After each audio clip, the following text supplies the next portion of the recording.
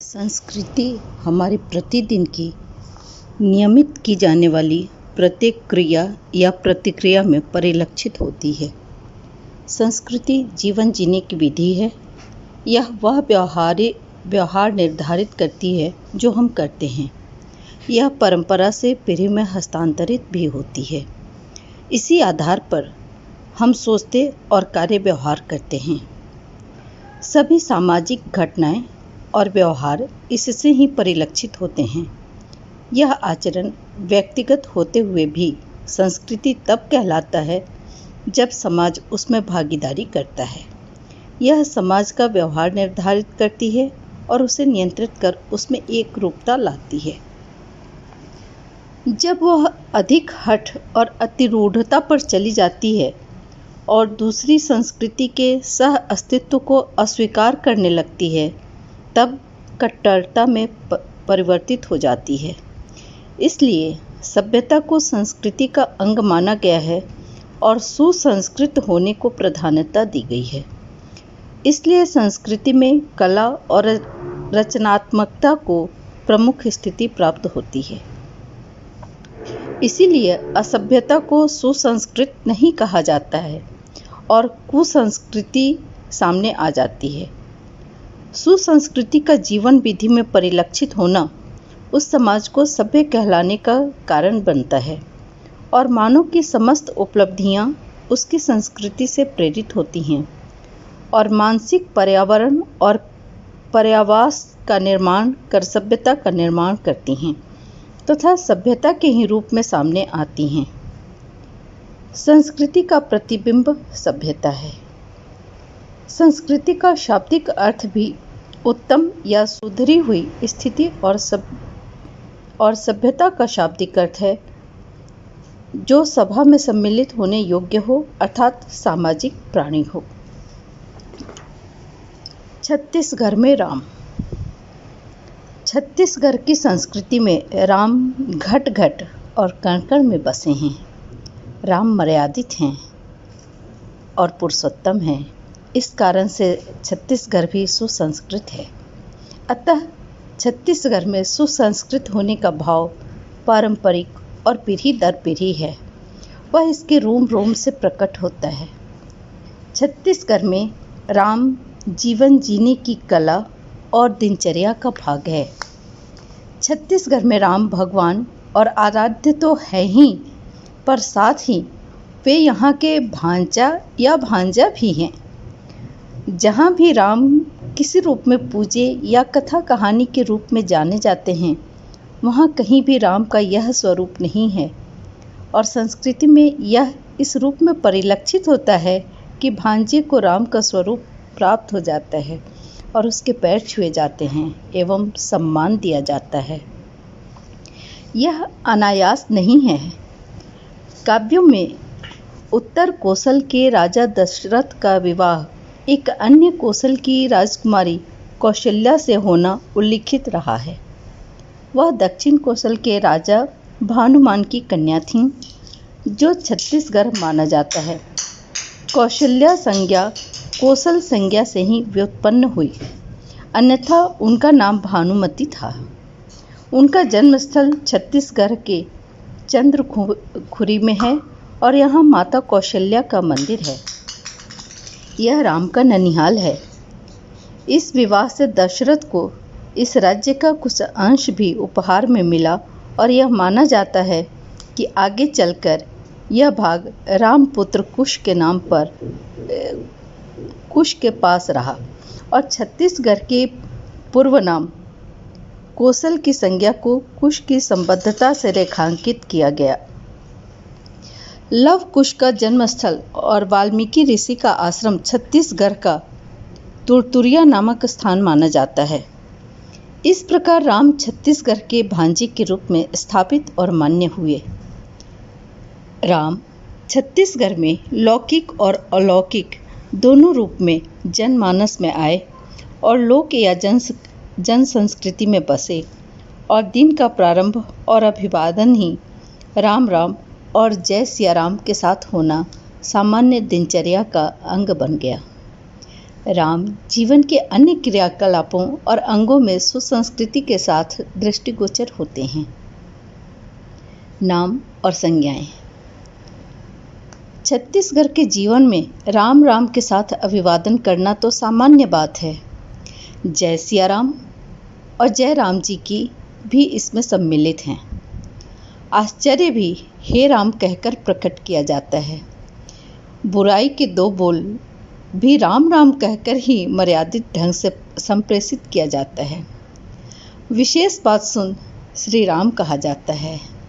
मृत्यु पर राम नाम सत्य है उच्चारित होता है। ये वे चीज़ें हैं जो अन्य क्षेत्रों में भी हो सकती हैं।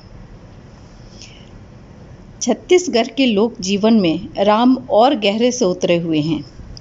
जब कोठार से पैला से नाप कर धान किसी अन्य पात्र में डाला जाता है तो गिनती 1 से प्रारंभ नहीं होती, राम कहा जाता है, और उसके बाद 2-3 आदि।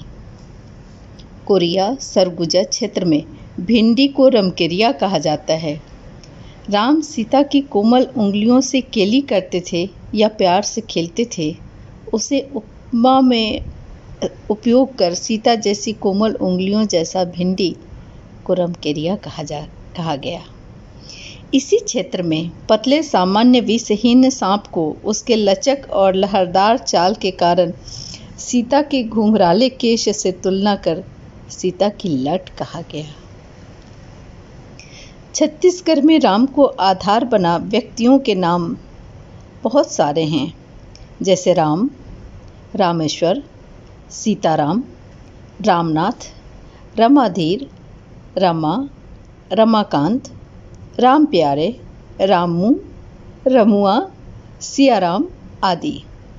साथ ही नगरों और गांवों के नाम भी राम के नाम पर हैं, जैसे रामाराम, रामगढ़, रामपुर आदि। पाठ। छत्तीसगढ़ में गांव-गांव में नवधा रामायण के रूप में रामचरितमानस से रामकथा सुनने की प्राचीन परंपरा है, जो सामान्यतः दिसंबर-जनवरी के महीने में आयोजित की जाती है। यह परंपरा साप्ताहिक रामायण, सवनाही रामायण और नवधा रामायण के रूप में प्रचलित है। अब यह परंपरा राज्य द्वारा प्रतियोगिता के रूप में आयोजन से जनमानस में और व्यापक हो गई है। छत्तीसगढ़ में लोक जीवन उसकी कलाओं और बोली में मुखर होकर प्रस्तुत होता है।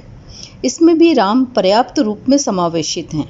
छत्तीसगढ़ में राम मुहावरों, लोकोक्तियों, गीतों, पहेलियों, लोकनाट्य और नृत्यों, हस्तशिल्पों आदि सभी जगह जीवन में हैं।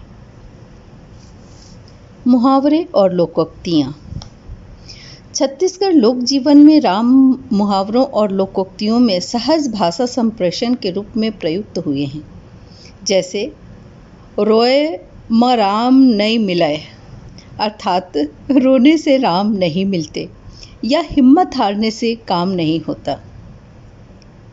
भजमन सीताराम, कौरी लगे न दामा, अर्थात ईश्वर का नाम जपने हेतु धन या पैसा नहीं लगता। रखी राम त ले गही कौन, ले गही राम त राख ही कौन, अर्थात ईश्वर जिसे रखेगा उसे कौन ले जा सकता है और जिसे ले जाना चाहे उसे कौन रोक सकता है। या जीवन और मृत्यु ईश्वर के साथ में है, ईश्वर के हाथ में है। राम बिन दुख कौन हरे, बरखा बिन सागर कौन भरे, अर्थात ईश्वर अगर साथ न हो तो दुख कैसे घटेगा और बारिश न हो तो सागर कैसे भरेगा। रात भर रामायण पढ़िस, बिहनिया पूछिस राम सीता कौन, तो भाई बहनी अर्थात कार्य का उद्देश्य भूलना। ऊपर म राम राम भीतर म कसई, यह मुख में राम बगल में छुरी का समानार्थी है। 4 बेटा राम के, कौरी के न काम के, अर्थात अकर्मण्य पुत्र किसी काम के नहीं। जिहाँ राम रामायण तिहाँ कुकुर कटायन, अर्थात हरि या बौद्धिक चर्चा में मूर्ख का बोलना या कुत्ते का भौंकना खल जाता है आदि। हस्तशिल्प। हस्तशिल्प में कोसा हेतु छत्तीसगढ़ प्रसिद्ध है। कोसा साड़ियों में पूरी राम कथा चित्रित होती है। दीवार पर भित्ति चित्रों में भी राम कथा के प्रसंग चित्रित किए जाते हैं। गुदना में राम राम गुदवाने की परंपरा है। एक पूरा समुदाय ही है जो रामनामी कहलाता है और अपने पूरे शरीर पर राम का नाम गुदवाता है। मृदा शिल्प, काष्ठ शिल्प, प्रस्तर शिल्प और धातु शिल्प में राम की मूर्तियां और झांकियां बनाई जाती हैं। छत्तीसगढ़ का बेल मेटल और रॉट आयरन का शिल्प प्रसिद्ध है। नक्काशी और पच्चीकारी में भी राम कथा उकेरी जाती है। चित्रकला में राम के चित्र बनाए जाते हैं। लोकगीत। छत्तीसगढ़ के लोकगीतों में राम सहज रूप से आए हैं और सांस्कृतिक समझ विकसित कर उसे वे सुदृढ़ करते हैं। वे कृषक के रूप में भी गीतों में आते हैं, जैसे राम गिस नांगर फांदे, सीता ला दिस बासी, बिन बीज के साग लांदे, हमें खाबो बासी। राम से संबंधित कई गीत हैं। सीता भी उसका आधार बनी है। एक छत्तीसगढ़ गीत का भाव यह है, सीता जी मन ही मन कामना करती हैं कि वे अयोध्या की बहू बने। उनकी सरयू नदी में स्नान करने की बड़ी इच्छा है। सरयू नदी के किनारे अयोध्या नगरी स्थित है, जहाँ पर रामचंद्र जी और लक्ष्मण जी रहते हैं। अयोध्या में राजा दशरथ जैसे ससुर मिलेंगे और रानी कौशल्या सास बनेंगे। सुमंत जैसे मंत्री और भक्त हनुमान जैसे सेवक, लक्ष्मण जैसे देवर मिलेंगे और स्वयं भगवान रामचंद्र जी पति के रूप में मिलेंगे। यह गीत यह है, सीता जो मांगे अयोध्या के राज, सरजू नहाए के बर आस। यहो राम सरजू नदी तीर अवध नगरिया, जहाँ बसे राम लखन दोनों भैया, यहो राम जहाँ बसे। दशरथ जैसे ससुर मिलही, रानी कौशल्या जस सास। यो राम रानी कौशल्या, सुमंत जैसे मंत्र मिलही। सेवक मिले हनुमान, यहो राम सेवक। लक्ष्मण जैसे देवर मिलही, पति मिले श्री भगवान, यहो राम पति मिले। सीता जो मांग अयोध्या के राज, सरोज नहाए के बर आस। सीता को लेकर बने एक अन्य गीत में यह भाव है, गंगा के समीप छोटा तालाब, डबरी। तालाब अर्थात डबरी। गांव के समीप छोटा तालाब है। उस पोखर में सीता जी स्नान करती हैं। पोखर सूख जाता है। सीता जी उसमें कूद गईं। अब उसमें कैसे स्नान करें? गीत यह है, गांव के तीरे तीरे नान मुन डबरी, सीता करई स्नान दे रे भाई, सीता करई स्नान दे। जय हो सीता डबरी अंटई गे, सीता झपई गे, के कैसे करम स्नान रे भाई, कैसे करम स्नान। जय हो कैसे करम स्नान। एक अन्य गीत है, कोने को रावई ताले सगुरिया, कोने बंधाए ओखर पारे सजन मोर, कोने बंधाए पारे। रामे कोराई थे ताले सगुरिया, लखन बंधावई ओखर पारे सजन मोर, लखन बंधावे ओखर पारे। कोने लगाई थे लख अमरैया, कोने हवै पखवारे, सृजन मोरे कोने हवै रखवारे। रामे लगई थे लख अमरैया, लखन हवै रखवारे, सजन मोर लखन हवै रखवारे। इस गीत का भाव यह है कि किसने तालाब खुदवाया और किसने उस तालाब के तट बंधवाए। राम जी ने तालाब खुदवाए, लखन लाल जी ने तालाब के तट बंधवाए। उस तालाब के तट पर किसने आम के लाख वृक्ष बनवाए और कौन उनकी रखवाली कर रहे हैं? भगवान राम जी ने आम के लाख वृक्ष लगवाए और उसकी रखवाली लखन लाल जी कर रहे हैं। पहेलियाँ। राम छत्तीसगढ़ की लोक संस्कृति में गहरे से सम्माहित हैं। इस कारण से उन पर आधारित पहेलियाँ भी बनी हैं। इन पहेलियों का आधार राम कथा है। छत्तीसगढ़ी की एक पहेली से राम कथा के प्रचलित ग्रंथ रामचरितमानस का उल्लेख एक पेड़ के रूप में हुआ है। उसकी शाखाओं में लगने वाले फलों के स्वाद को मानस के रसास्वादन से होने वाला आत्मशांति का पर्याय बताया गया है। एक पिहरन मूल, सब में अलग अलग डारा, सब माँ फर लगिस त, सब माँ अलग अलग स्वाद। सीता के वनवास और कुश जन्म को लेकर पहेली खूब प्रसिद्ध भी है। यह इस प्रकार है। निरसंखी को संसो भयो, बिना बाप के पूत, उहु पुत कब, माता नी रहिस तब।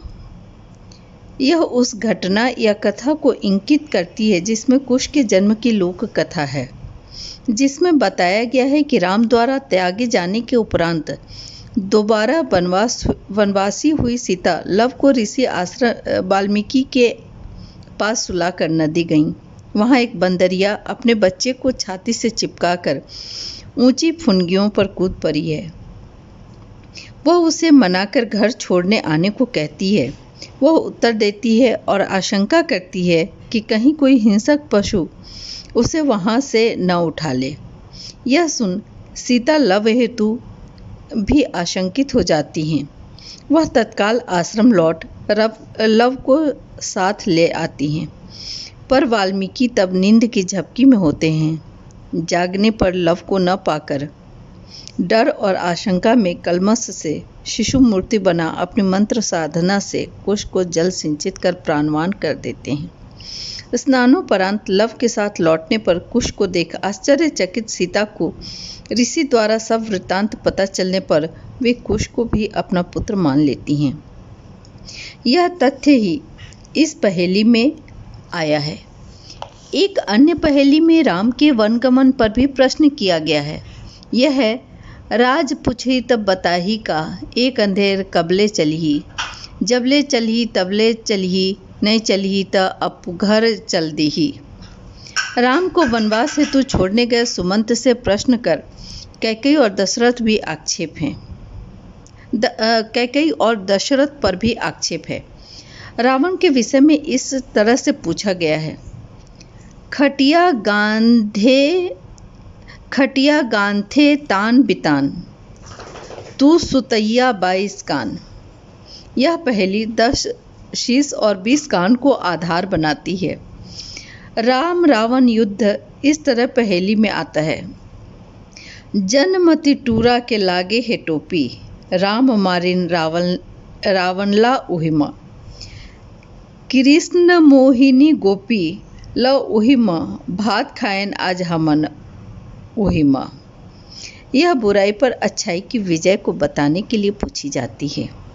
पवन और अंजनी के अविवाहित संसर्ग से हनुमान के जन्म को पूछने के लिए यह छत्तीसगढ़ी पहेली है। बाप कुंवारा, बेटा कुंवारा और कुंवारी महतारी, मोरा मलैका होवे बताओ न वेदाचारी। कोरा में लैका हवै बताओ न वेदाचारी।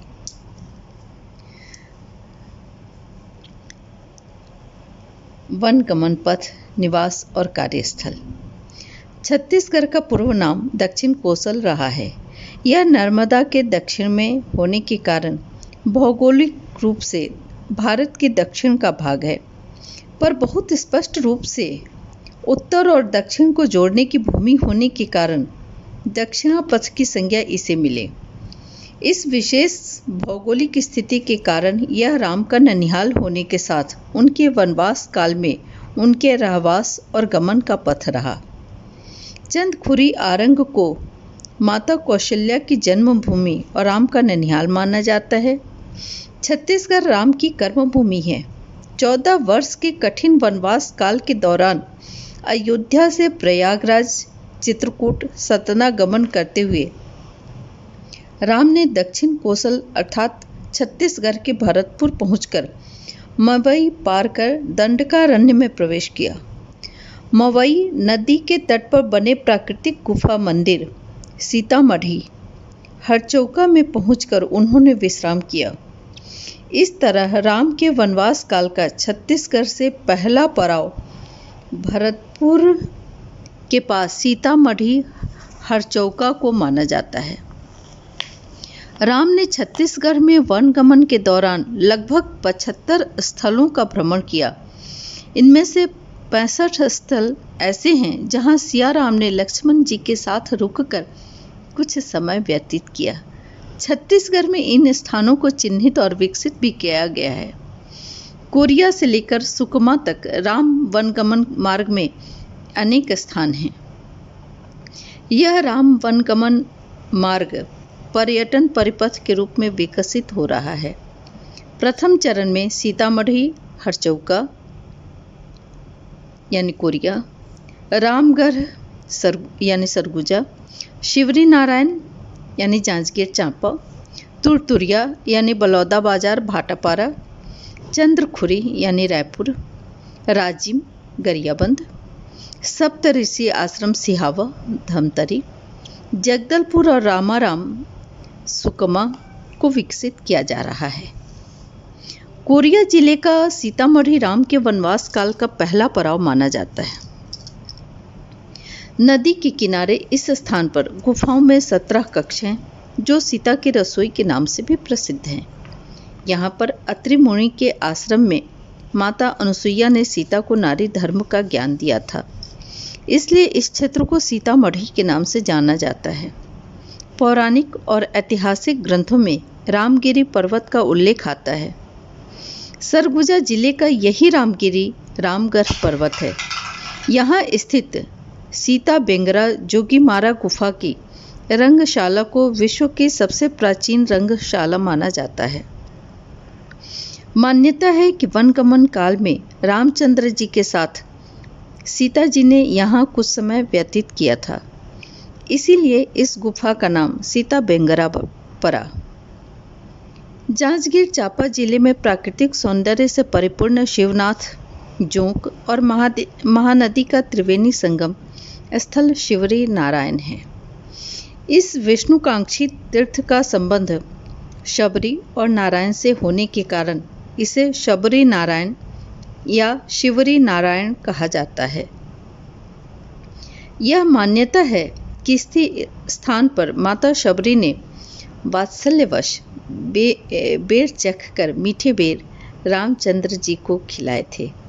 यहाँ नर नारायण और माता शबरी का मंदिर है, जिसके पास एक ऐसा वट वृक्ष है जिसके पत्ते दोने के आकार के हैं। जिले में सघन वन क्षेत्र से घिरा बालम देवी नदी तट पर बसा तुरतुरिया छोटा सा ग्राम है। जनश्रुति के अनुसार महर्षि वाल्मीकि का आश्रम यहीं था और तुरतुरिया ही लव कुश की जन्मस्थली है।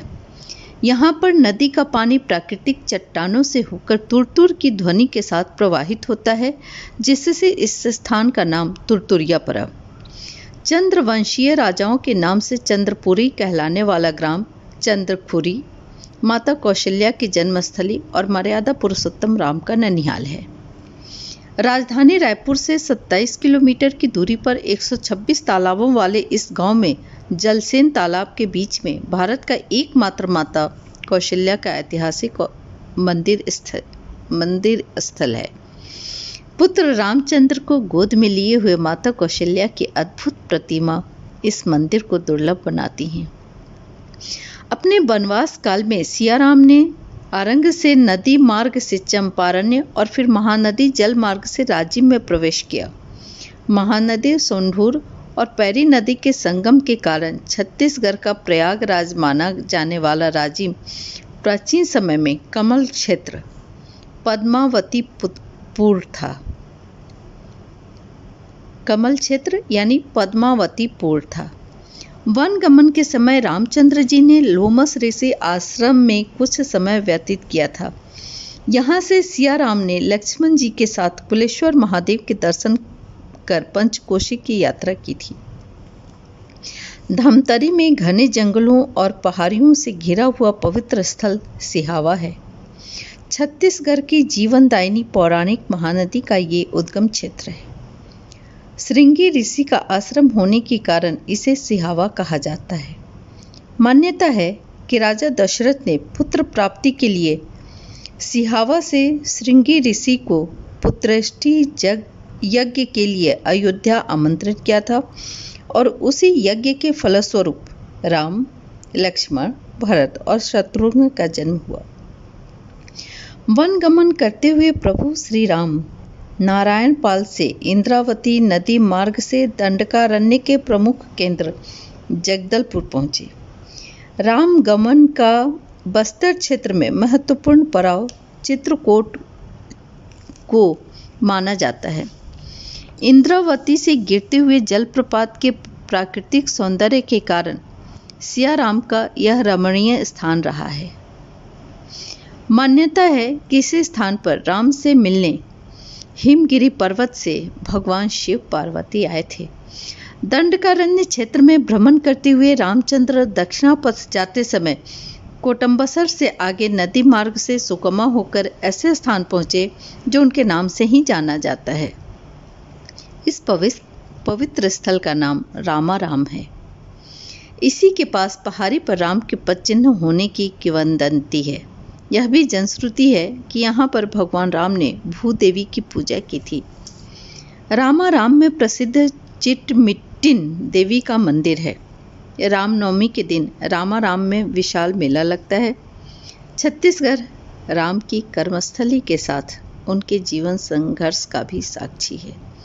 इसलिए राम छत्तीसगढ़ के सांस्कृतिक प्रतीक भी बन जाते हैं। जय सिया राम।